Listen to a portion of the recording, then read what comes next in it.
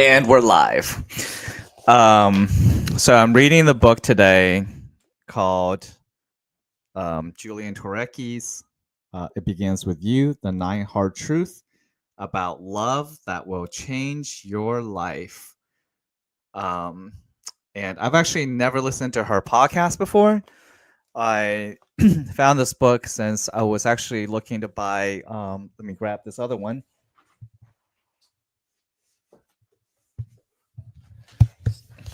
Brene Brown's book, Atlas of the Heart, Mapping Meaningful Connections in the Language of Human Experience. I saw this when I was with my friend and little brother, Justin, at Barnes & Noble's the other day. And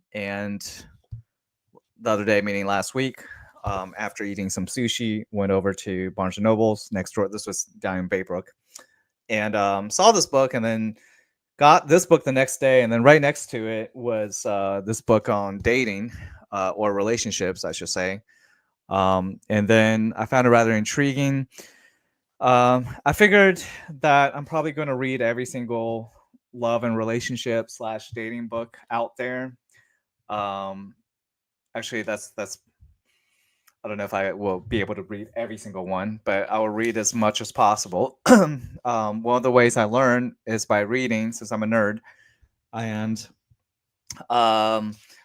well, I feel like I could use a lot of help there in many ways. So I'm not really being a very traditionalist here. I'm not really starting from the first chapter. But you know what? Let's go back and read actually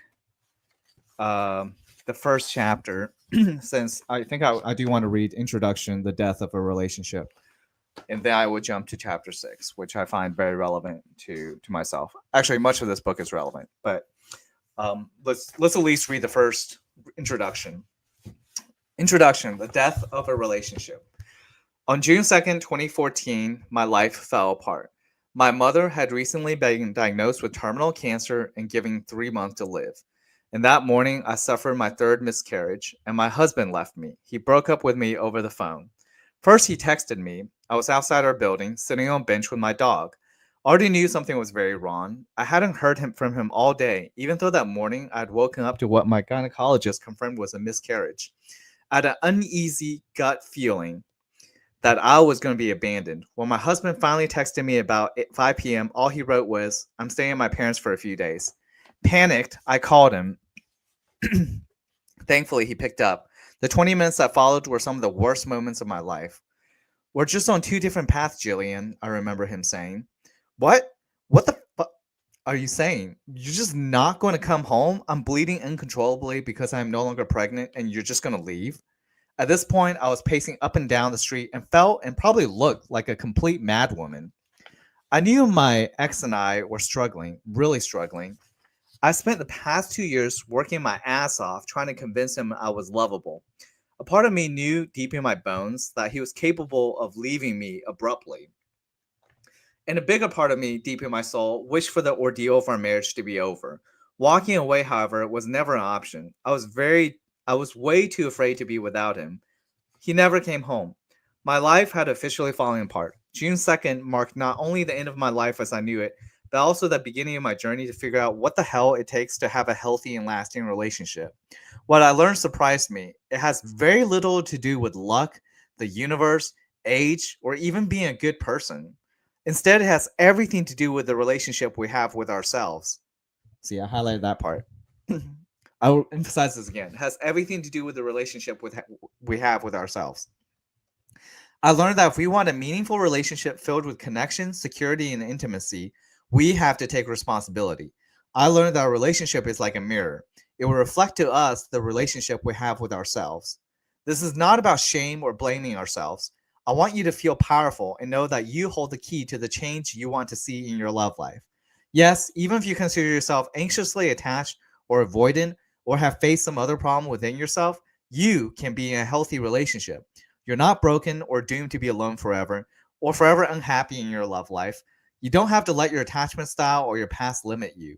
This is about creating change. When I met my ex-husband, I thought I was mature and ready for a truly loving and conscious partnership. I have been a yogi for 12 years and had taught yoga for 8. I have been in several relationships, and the relationship roadkill of my past including an abusive relationship, which I have processed and overcome. I have been in therapy before. I did have a thorn in my side about my father in our relationship, more on that later, but that was a thorn I believed would never go away, so I had adapted to living with it. I had a blueprint of what I believed a relationship should yeah. I had a blueprint of what I believed a relationship should be. A relationship should be. Find the person who gives you butterflies.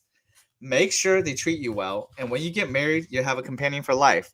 My marriage lasted 2 painful years. Turns out that being an intelligent, intuitive, and kind yoga teacher who had been in therapy before was not enough to make a marriage work.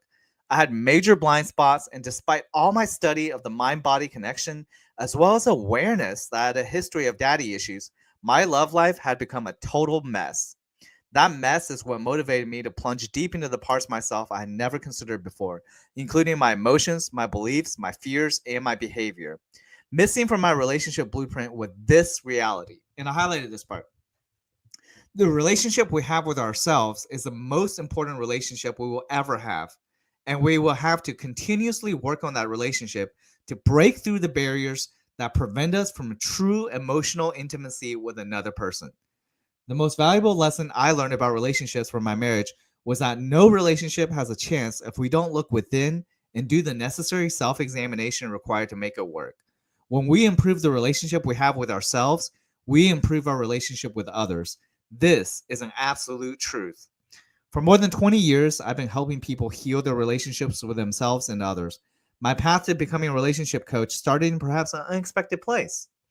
On the yoga mat, I began my journey as a yoga teacher in New York City, working at one of the most popular studios in the city. I taught group classes there and also worked one on one with individuals, couples, and families. I helped people heal their pain. For some, it was shoulder pain, while for others, it was back pain or pulled hamstring muscles. But for all of them, it was emotional pain too. The quality of our lives is largely determined by our daily habits and patterns. I highlighted that part too. We have habits that keep us stable and healthy, such as brushing our teeth, bathing, going to bed and waking up certain times, drinking water throughout the day, eating well, and going to the gym. We also have relational habits, such as having dinner with our family every week, giving our partner or spouse a good morning hug and kiss, seeing our friends on certain days of the week, daily texts to loved ones, and giving back to our local community. Our habits are mostly structured to meet our needs for stability, connection, and for some more than others, fun. In addition to our daily and weekly routines, we all have physical habits that impact our physiology. Commonly, I see people with their shoulders rounded and their heads and necks extending forward and down. Ooh, this is caused by excessive thinking and worry, which is epidemic in Western culture, and from always being on our phones. It's also a common sign of depression, anxiety, or fatigue. Students of yoga learn that not only is the body a window into our emotional state, but it is also through the body that we can change our emotional state. This means that with specific movement coupled with breath, we can train our bodies and minds to find more balance, strength, and peace. As a yoga teacher, I had 3 gifts. One, I could identify someone's physical pattern almost immediately.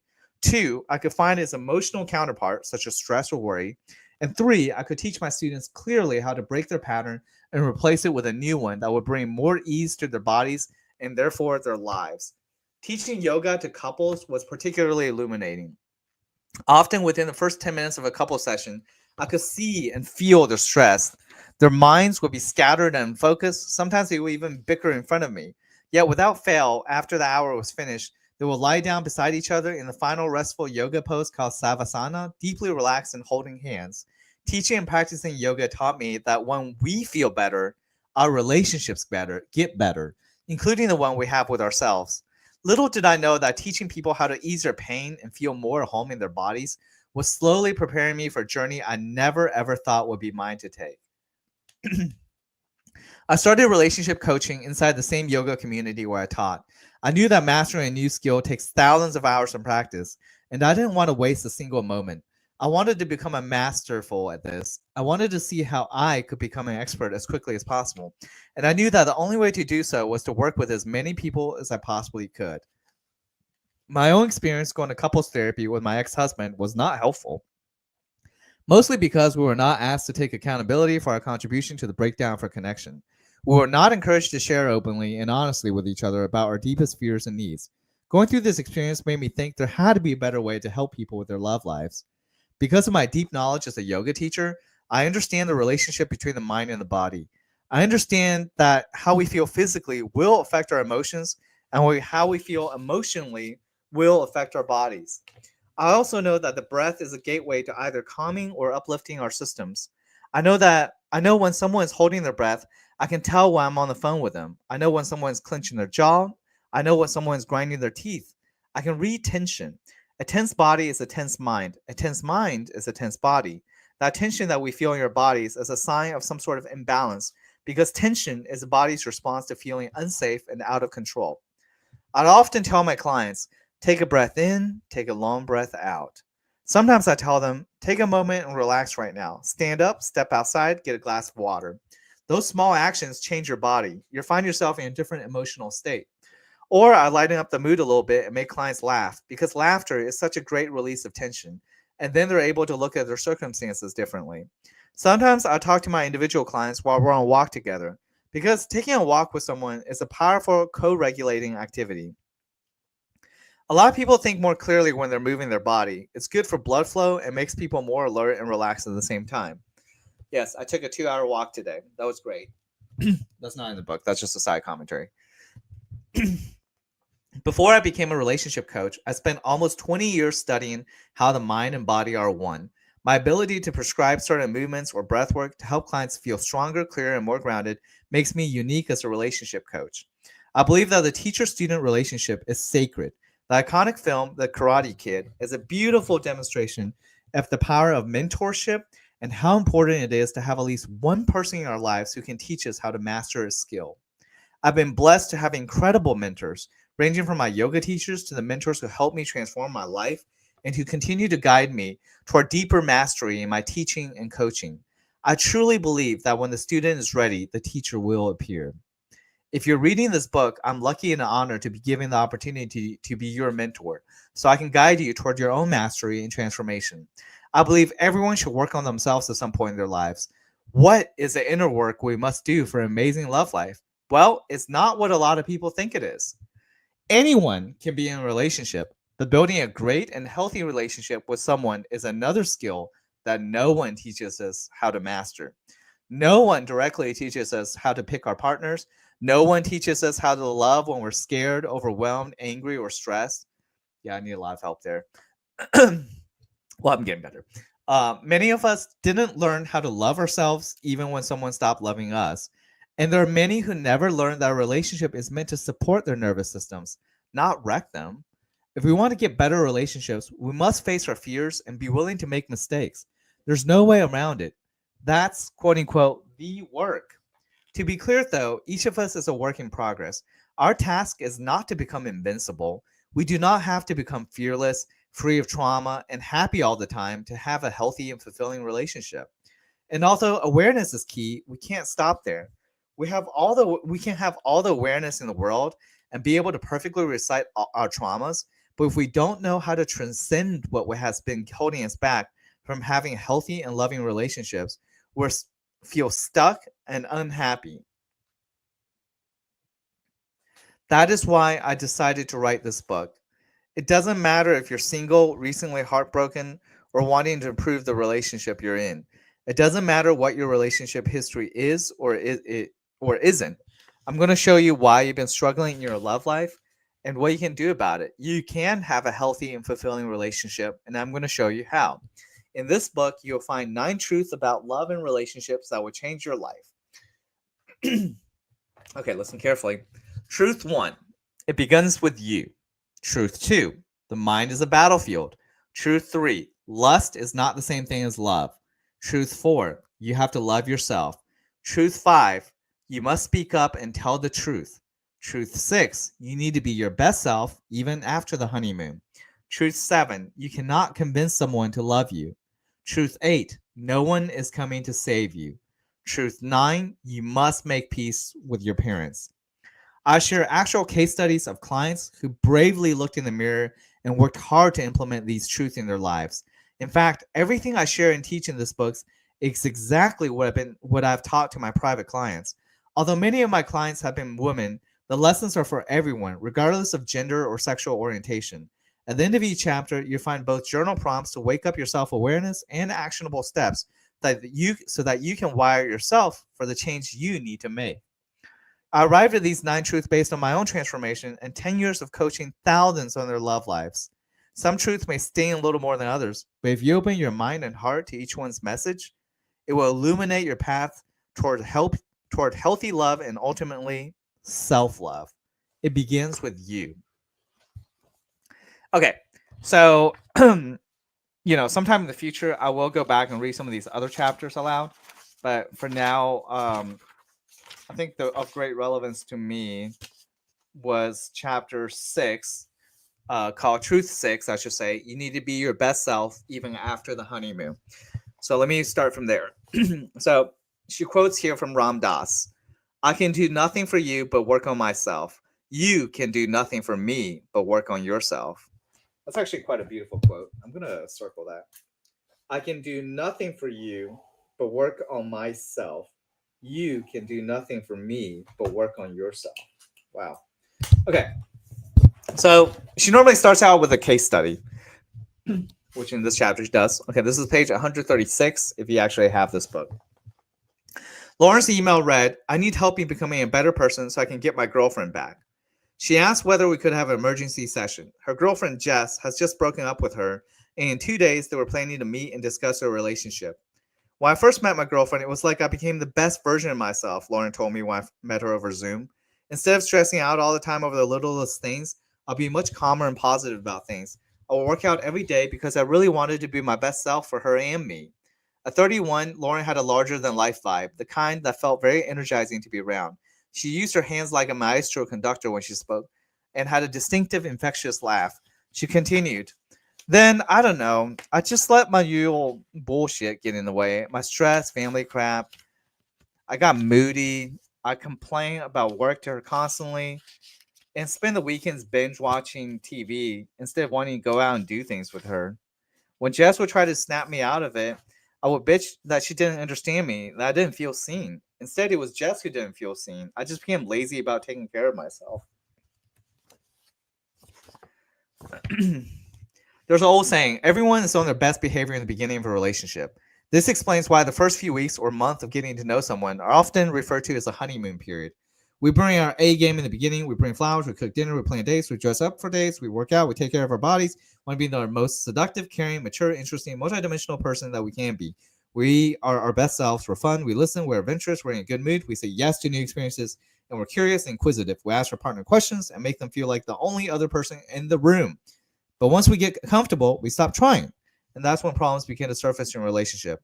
The truth is, we stop trying to be happy, present, interesting, and fun. Instead, we fall back into the familiar emotional patterns we have had for years, perhaps even decades before meeting this person. We get stressed and bring our stress home to our partner, while we're on best behavior with friends and coworkers. We become pessimistic and apathetic when we used to be full of life and positive. Loving, fulfilling relationships are determined by 2 things: whom we choose to love and how we choose to show up. Okay, whom we choose to love, how we choose to show up. We must always strive to become the person we had want to be in relationship with. Because we can write down all the important traits we want in a partner, raise our standards and not settle, but if we don't search inside ourselves and strive to become the person we would want to be in a relationship with, we won't be any closer to the relationship we hope to have. The person willing to look in the mirror and grow is closer to the relationship that they want. Inside all of us is a child who desperately yearns to be loved by a partner the way a parent would ideally love us, unconditionally. Romantic love always comes with conditions. We can't be consistently moody, stressed out, and uncommunicative and expect someone to just love us anyway. When Lauren was finished talking, I asked her, have you done this before in your previous relationships? I was pretty sure what her answer would be. Yeah, she sunk back into her chair, which made her look smaller and defeated. You got comfortable, it is, I said with a grin. Huh? You got comfortable and started treating Jess as though she would never leave you. That's exactly it, Lauren sat straight up. How do I cure it? Maybe I need to go to a yoga retreat. I burst out laughing. As a former yoga teacher who had led several retreats, I was well aware of how many people went on retreats to quote unquote heal. To be fair, a good yoga retreat can help us with profound physical, mental, and spiritual reset, but it's not the answer to breaking relational patterns. Lauren was able to manage her emotional states much more effectively in the beginning because she was motivated by her new relationship. But as many of us do, she lost motivation because she thought the relationship would stand strong on its own. We become complacent and fall back into familiar patterns. But what if we could stay motivated for ourselves and for the relationship, months and years into it? Yes, what if? Lauren never had a problem attracting lovers. Her larger than life energy was like an aphrodisiac to many women, and her warm and playful attentiveness towards them added to her seductive charm.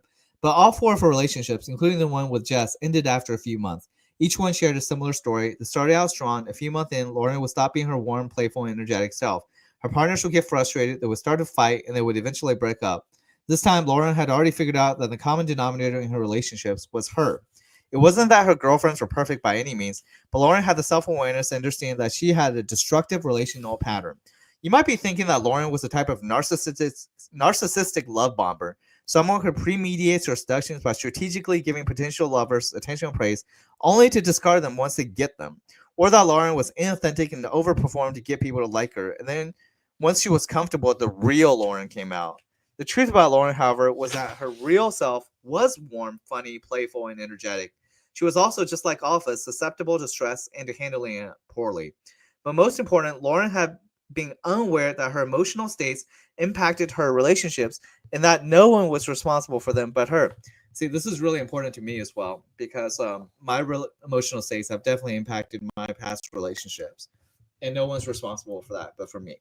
So, anyway, let me continue. The truth is, we're responsible for how we show up in our relationships. We must never stop pursuing the things that light us up and give our lives meaning just because we're in a relationship. And here's the harder part for most of us. We have to bring that light home to our partner instead of spreading it just to friends, coworkers, or strangers. When we consistently give the best part of ourselves to everyone but our partners, we slowly destroy the relationship. Yeah. You don't need a yoga retreat, Lauren, and you don't need to become a better person. You just have a bad habit of taking a relationship for granted and thinking that you can get away with it. You, like so many of us, forget that a relationship needs to be nurtured. And we nurture it best by nurturing the relationship we have with ourselves. Your partner isn't responsible for taking your stress away, I said. Oh my God, Lauren yelled. That's exactly my parents. They're so grumpy with each other. I mean, they managed to stay married for 40 years, but I never saw them really love each other, you know? For as long as I can remember, they bicker. They're not that warm with each other. And to be honest, both of them are total stress cases. Mom is always stressed about nothing. Dad is always stressed about work. It's always been that way. Sounds like your parents, like so many of our parents, didn't have the tools to manage their stress and overwhelm. That's a big insight about your childhood, Lauren, I praised her. So now you have an opportunity to do things differently. You're aware now. I will give you some tools. All you have to do is use them. You just need to be diligent about doing the things that help you feel more balanced and then consistently bring that good energy to your relationship. But remember, Lauren, you will sometimes be in a bad mood. You will be stressed sometimes and feel down. You're human. The key is to be much more mindful about not burdening your relationship by not taking care of yourself and expecting your partner to just deal with it. You don't expect your coworkers to just deal with it, right? No, never, she admitted. Okay, so let me emphasize this. The key is to be much more mindful about not burdening your relationship by not taking care of yourself and expecting your partner to just deal with it. Okay, so true. 2 days later, Lauren met up with Jess and apologized for taking her for granted and for expecting her to make her feel better. 3 weeks after our call, Lauren let me know that she and Jess has happily gotten back together. But Lauren had not simply repaired her relationship. She had also done the hard work of repairing other pieces of her life to excavate the higher version of herself from within. I received this letter from her.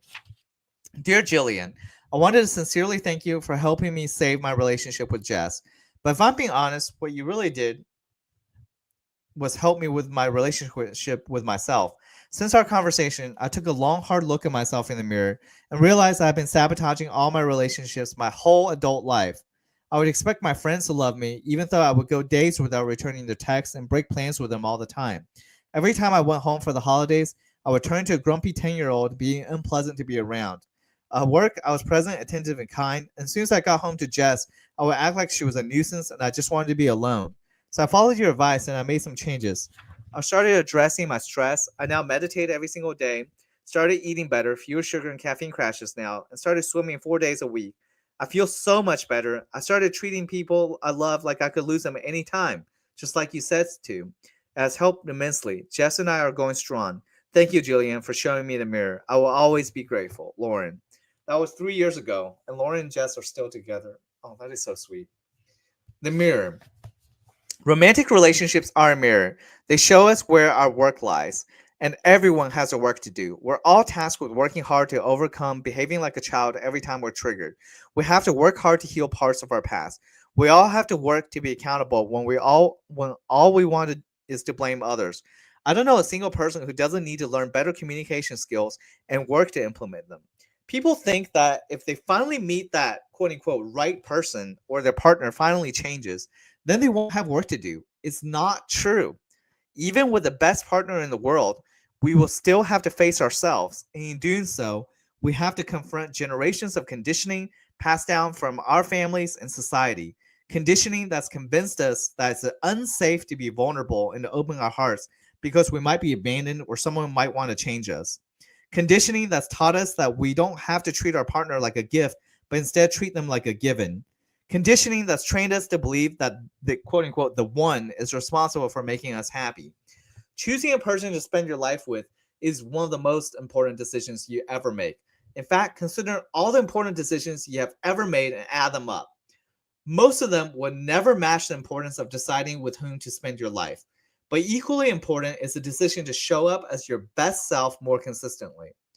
A very common reason people repeat patterns in their relationships is that changing partners is often not enough of a solution. We take ourselves wherever we go.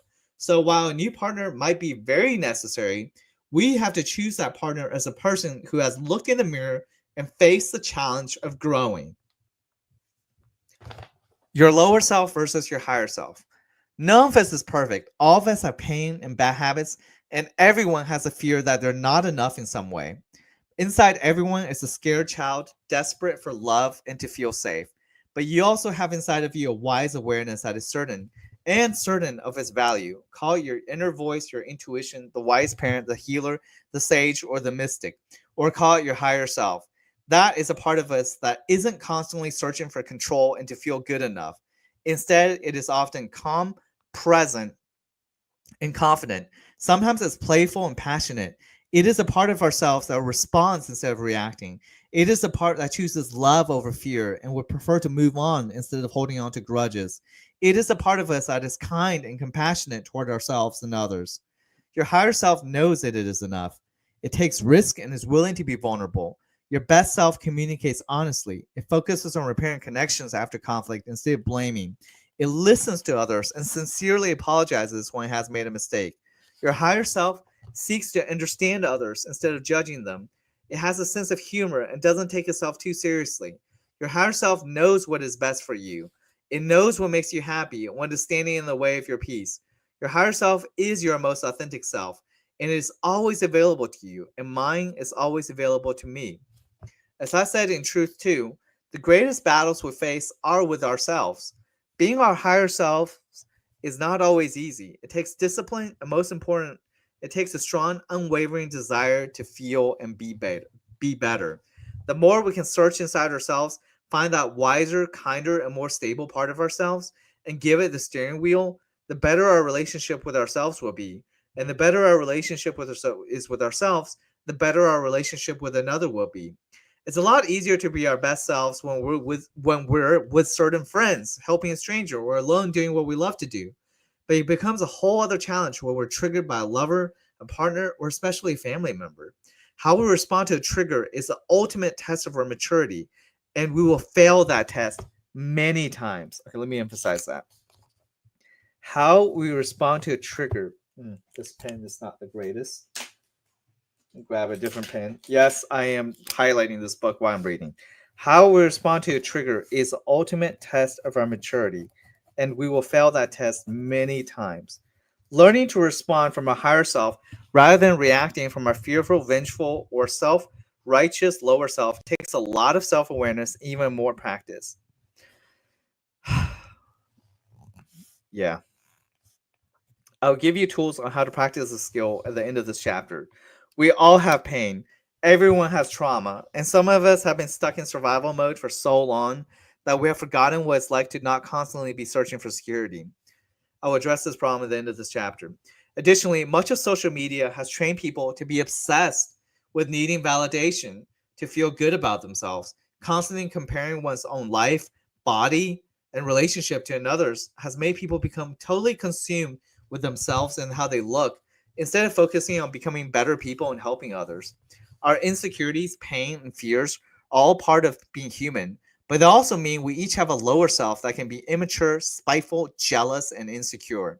When we're pushed to the edge of our insecurity, and when all we focus on is needing to feel validated and significant, we can easily behave in ways that are below our character. Our lower self is a part of us that sabotages. Our inner saboteur will punish our partner for the mistakes that our terrible ex made. We'll blame our partner for making us feel insecure when feeling insecure is how we enter the relationship. We're shut down because this is what dad did. We're criticized because that's what mom did. We're people please because that's what we did as children, and it worked back then. When it comes to being a mature adult in a relationship, it's crucial that we become more aware of when we're seeing, judging, reacting, and experiencing our partner or lover through the filter of our past. Wow, that's really important. Our higher self always take responsibility for our projections and unfair blaming and punishing. When we are in our higher self, we're able to say, "It is not you, it is me. It is my fear, my trigger. I'm sorry. I love you."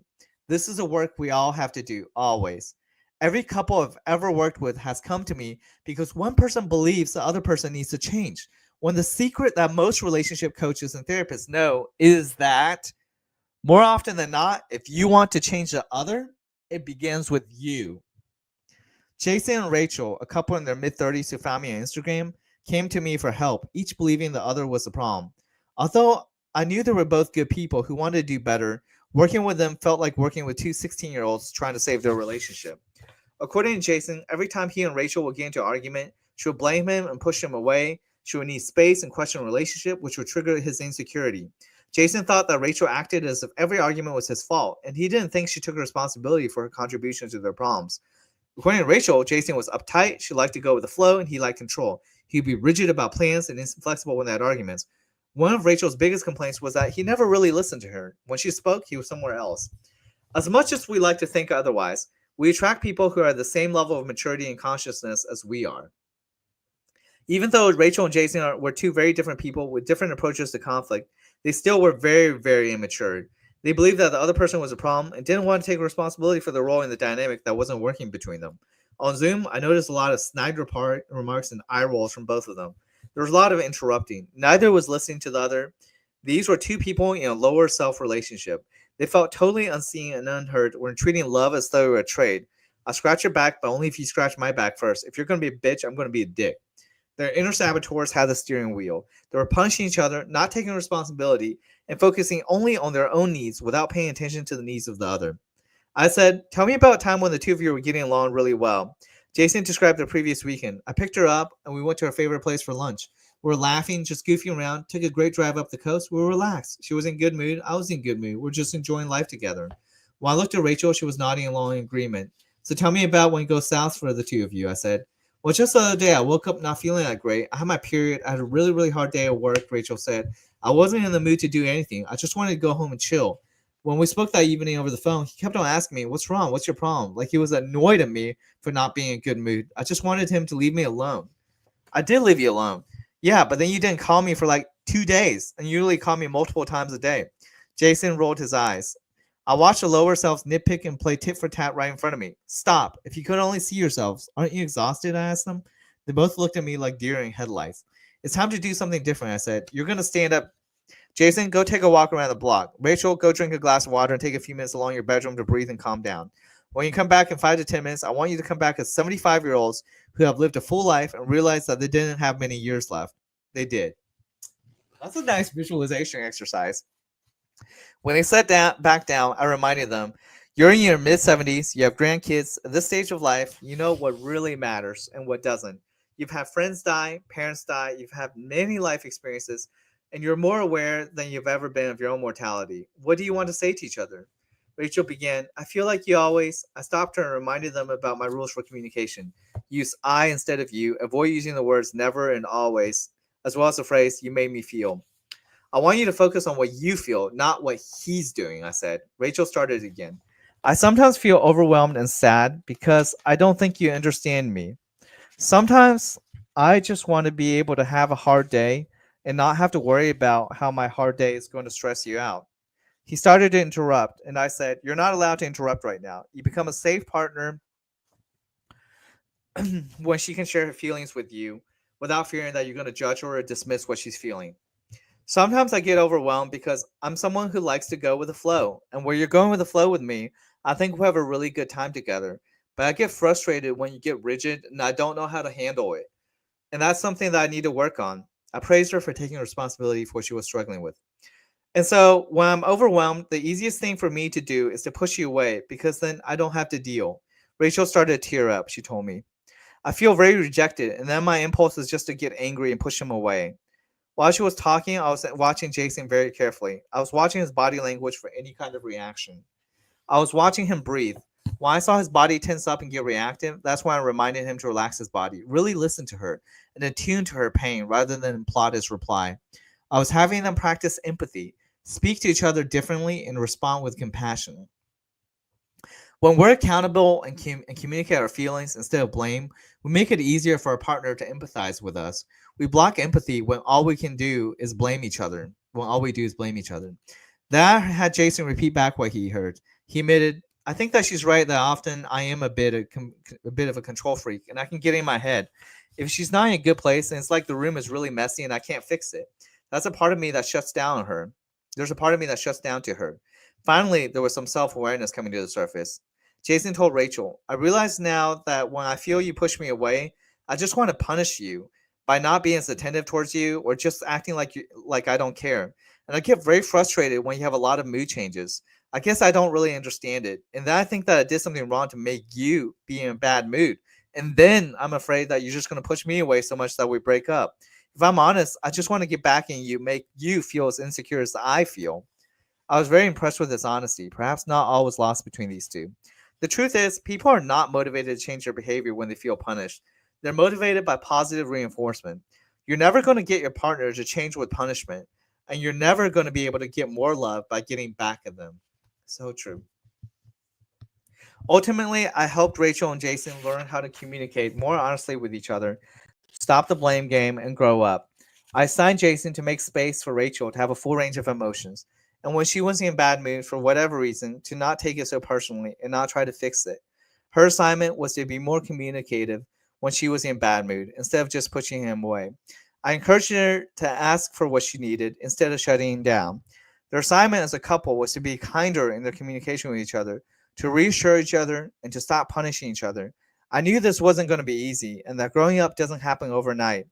They both had to want to be in their higher selves in the relationship. If they didn't have that standard for themselves, they would not have changed. I gave them the assignment to use a specific code word of their choosing when one or both of them noticed they were falling back into the old pattern. Then they would have to take a break and come back as their wiser, higher selves. A great pattern interrupter is humor. Since they both had similar sense of humor, I encourage them to use humor sometimes to break the pattern. Laughing is what brings people into the present moment. If I'm honest, as impressed as I was with their self awareness, I wasn't really sure whether they had the maturity yet to break this pattern, but I knew then if they did the work now, it would serve them in future relationships. We cannot improve our love lives if we do not acknowledge and confront the saboteur that lives inside of us. Everyone has an inner saboteur, and it's usually the teenager or young child part of ourselves who's always looking for ways to self protect from hurt. Because the immature and wounded part of ourselves is always desperately searching for safety, it will destroy anything that stands in the way of finding it. Our inner saboteur has the purest of intentions to protect us from hurt. Therefore, if we reject or hate that part of ourselves, we make it impossible to fully accept and love ourselves. Once we understand its intent, sorry, once Once we understand its intent, then the wiser part of ourselves can intervene and become a mentor or parent to the inner saboteur and acknowledge its feelings and pains without letting it take the steering wheel. Some saboteurs will ghost or avoid communication. Some will cheat. Some, like Lawrence, the inner saboteur, will get too comfortable and stop trying. Others, like those of many of my clients, will chase unavailable men and question the character of the available ones. Then there are the saboteurs like Jennifer's in Truth One, whose jealousy caused many unnecessary arguments with our partners. The only way to protect our relationships from this part of ourselves is to be aware of its existence. Thank it for trying to keep us safe, and then after a deep breath, gently yet intentionally step out of it and up into our higher selves. So true. All right. Fear, selfishness, and the punisher. To love a selfish person is to suffer. When we refer to someone as toxic or as having narcissistic tendencies, what we're really describing is someone who only thinks of themselves and what they can get from others. But a really hard truth is that even the most loving and generous person in the room can be selfish at times, especially when they're afraid that they will lose the love and attention of the person they care about most, specifically their romantic partner. This is a reason we have to acknowledge how we can sometimes be selfish in a relationship. This is what it means to be self-aware. Our relationships determine our happiness in life. Even if we have our physical health, our work is going well, and we have money in the bank, if our most important relationships are struggling, we will suffer. Very specifically, when our romantic relationship is strained, if we feel insecure, hurt, or fearful that the relationship could end, we'll be triggered into survival mode. When in survival mode, we become obsessed with getting our needs met, particularly our needs for security, connection, and when we feel controlled, freedom. When we're obsessed with getting our needs met, we don't focus on giving what another might need from us. We focus only on getting. We become selfish.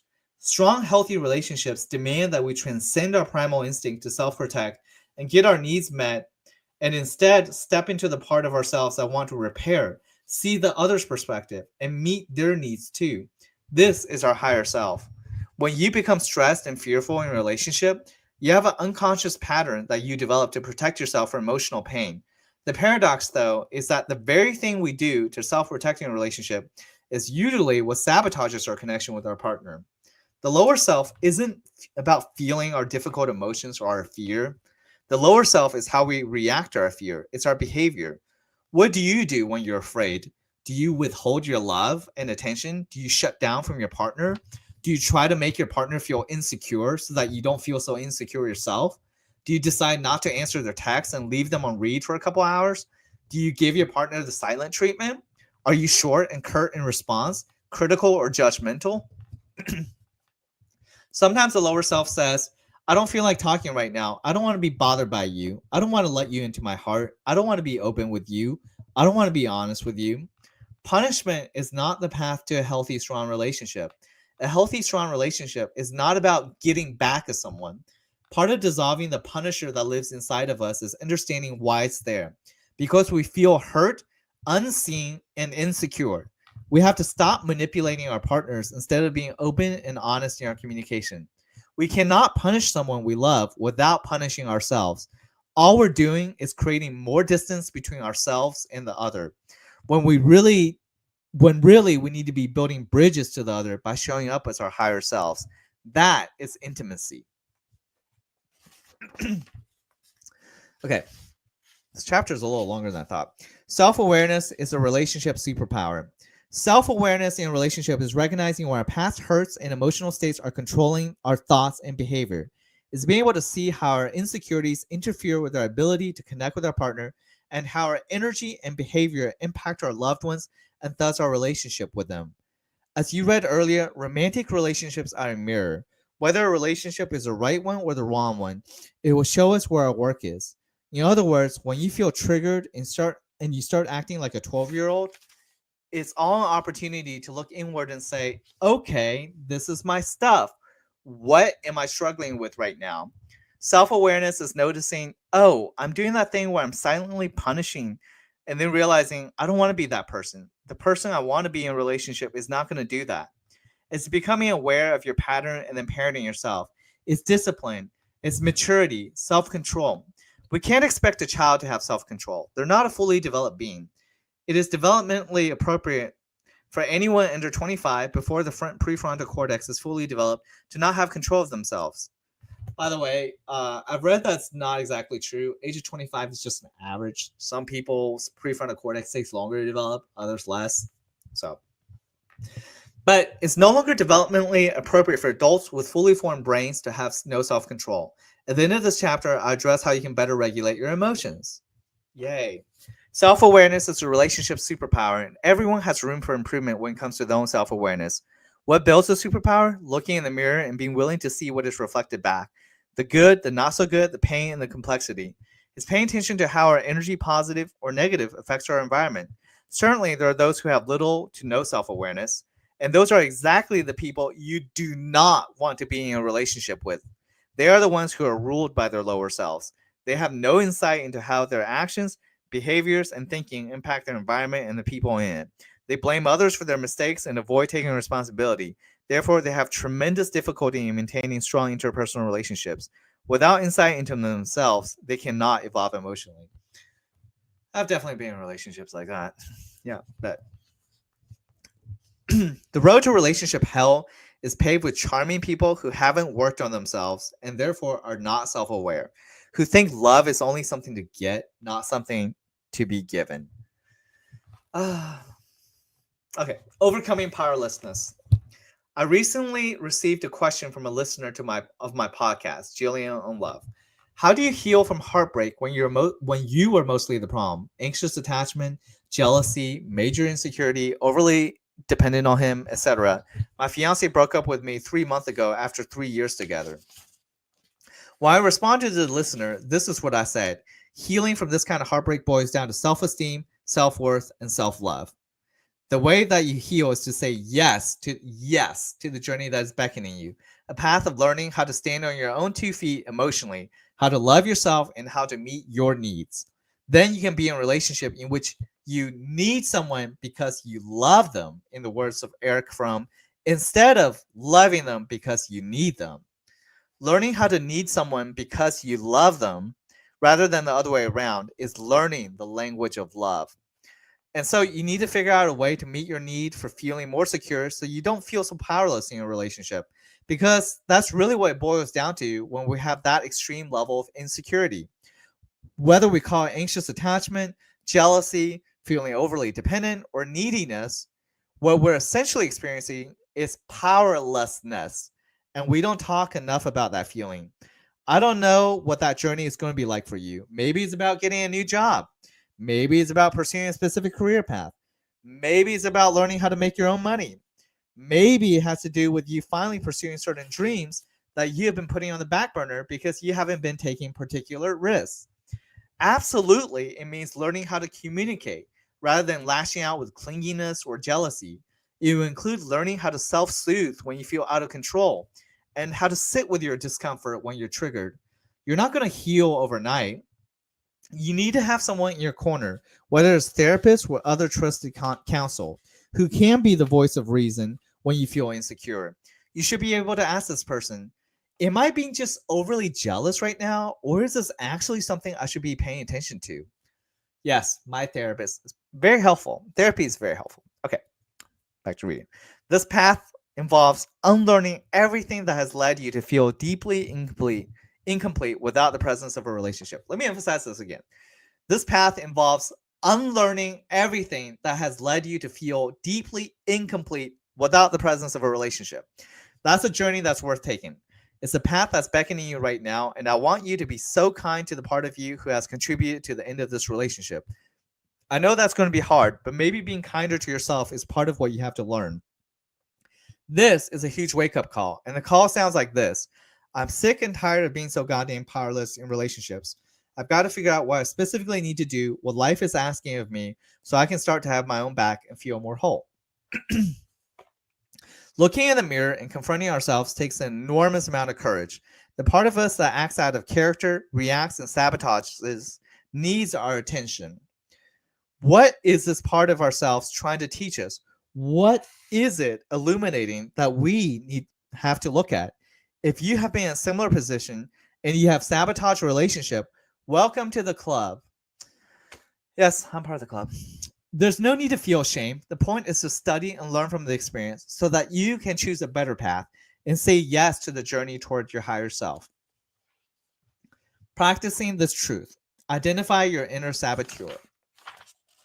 When you're when you're stressed out, when you feel insecure, when you feel triggered in a relationship or a dating scenario, what do you do as a form of self-protection?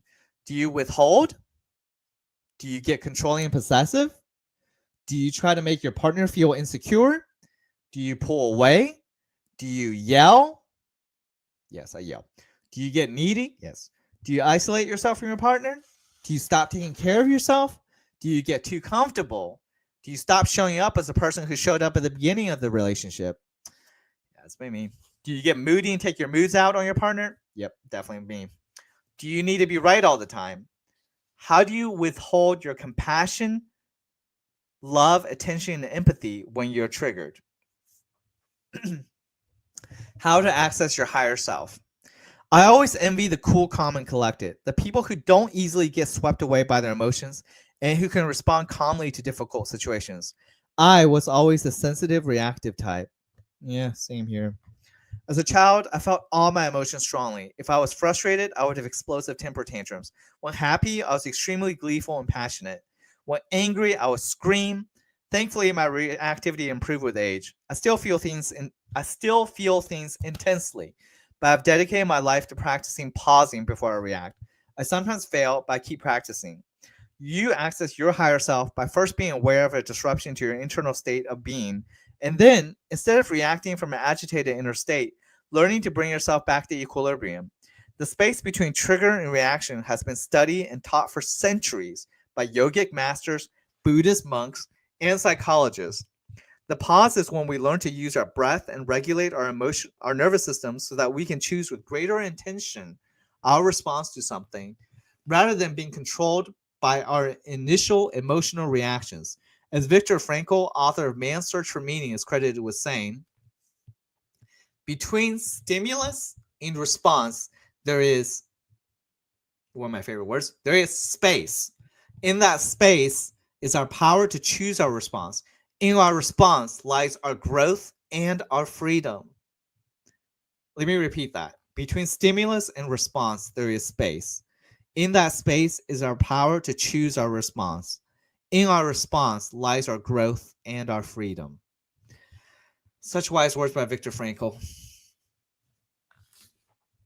I'll do well by following it from now on. Relationships can be triggering, romantic relationships especially. That's a reason being in a relationship means we must practice being less reactive. The pause before responding to a trigger has the power to save a relationship from our reactivity. A lot of people sabotage relationships by being too reactive. Learning how to take a breath, step back, and regulate ourselves so we can respond from a calm place is what makes us a safe partner. Learning how to be less reactive and more responsive is one of the most important relationship and life skills we can ever work on. Remember, it's practice, not perfection. We will not get better at this overnight. It takes a lot of practice. Learning to become less reactive is like building a muscle. We need to take specific, repetitive actions that train our systems to pause when we feel triggered before responding. When you're feeling reactive, ungrounded, or just off, take a moment to pause and check in. Ask yourself, what am I really feeling right now? Could it be that I'm really sad right now? Could I be tired? Could it be that I'm angry? Could it be that I'm scared? And then check in with your body to find where you're feeling tension. Maybe it's your jaw. Maybe it's your lower back. Ask yourself, if my jaw could speak right now, what would it say? If my back could speak right now, what would it say? This is a practice of attuning to ourselves emotionally so that we can begin to let go of any stored tension. Here are other practices that help. 1. Get quiet every day with your eyes closed for about 20 minutes. 2. Move your body daily. Take long walks, do yoga, stretch, dance, or do whatever exercise makes you feel more grounded. 3. Limit sugar and caffeine and make sure your blood sugar is stable. 4. Rest. Stress and exhaustion will make you more reactive. 5. Before you send that text, pick up the phone, or send that email, wait. Take an hour, take a walk, then decide. This pause could save your relationship. Relationships can be triggering. Dating can be triggering. Healing isn't about the absence of triggers. It's training ourselves to observe our minds in the storm of our reactivity and choose another way. In a relationship, our priority must be connection, maintaining connection, and restoring it when it's lost. So, what can you start doing today in any of your relationships to build a bridge rather than contribute to a gap between you and the person you care about? Okay, there's 5 questions for reflections here. 1. Describe your best self in a relationship. How do you want to show up, love, behave, and feel? 2. We all have reactive behavior patterns that are triggered when we feel unseen, unheard, and underappreciated. What is yours? Do you clean, shut down? Do you withhold attention to make the other person feel insecure? Do you do a combination of things? How has this impacted your relationships? 3, the ego says, I must win this fight. I'm right. My needs are more important than yours. I have to protect myself. How has your ego gotten in the way of your former relationships or your current relationship? 4, how has your need to be validated and loved gotten in the way of you giving validation and love to a partner? 5, we can easily get too comfortable in our relationships and take each other for granted. In what ways have you taken the person you love for granted? Regardless of what another person is doing or not doing, you want to be able to look in the mirror and say, I did the best that I could. I showed up. I deepened my self awareness. I did the work. That's so important for self love and self esteem. Having a standard for others is easy, but having a standard for yourself is a game changer. Ooh, I like that part. Having a standard for others is easy, but having a standard for yourself is a game changer. We can get so caught up in our expectations of others, but the more we commit to showing up as our higher self in any relationship, the more we mature and evolve as people. We become more conscious. We always have the choice to show up as our wiser self or our calmer self. We will have flashes of self awareness when we realize that we feel fearful, stressed out, and dysregulated. And that is when we need to say, I'm going to take a time out so that I can come back to this conversation calmly. Or I'm going to go work out so that I can calm down. Or I'm going to take a nap so that I can relieve some stress. Or I'm going to call a friend.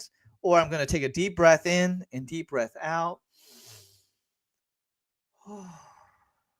And take a sip of water. Okay. And respond differently. We need to have the self-awareness to recognize when we're not treating ourselves or another person we care about the way that we want to. And in that moment, it's time to reevaluate our behavior and self-correct so that we can access our higher selves. Again, you will always have that choice. We all have fear. We all have trauma. Sometimes fear and trauma will indeed get the best of us. This is called being human. Growth requires practicing in small ways every day how to respond to our inevitable triggers differently. It is a matter of practice, not perfection. Regardless of what your partner, lover, date, or family member is doing, at least you can say, I see where my fear is. I see where my ego is. I'm choosing to behave differently. And when I fail, because I will, I just course correct. That was beautiful, actually. Yeah, so I just read about like 30 pages, I think. 136 to 162. Yeah, including the first little pre-chapter. So I'm definitely not a relationship expert. Clearly, I've done a lot of things which are, if I read this book earlier and followed the principles, I would not have done. But in any case, might as well do a little promo here. I'm actually writing a book as well. Not exactly in relationships, but it does have some of that in there in terms of a collection of short stories, prose, and essays. It's called Apoapsis, The Space and Silence. That's the secondary title. So look forward to that in the coming few months. But anyways, I think I'm done reading this for now. You can, it's pretty good. I think I'm going to keep reading another chapter soon. So, all right, take care. I don't know if anybody's watching this, but hopefully something comes out of it. If anything, I will rewatch this to remind myself of some of these principles. Maybe years down in the future, I will look at it and see how far I've progressed. Who knows? All right, bye.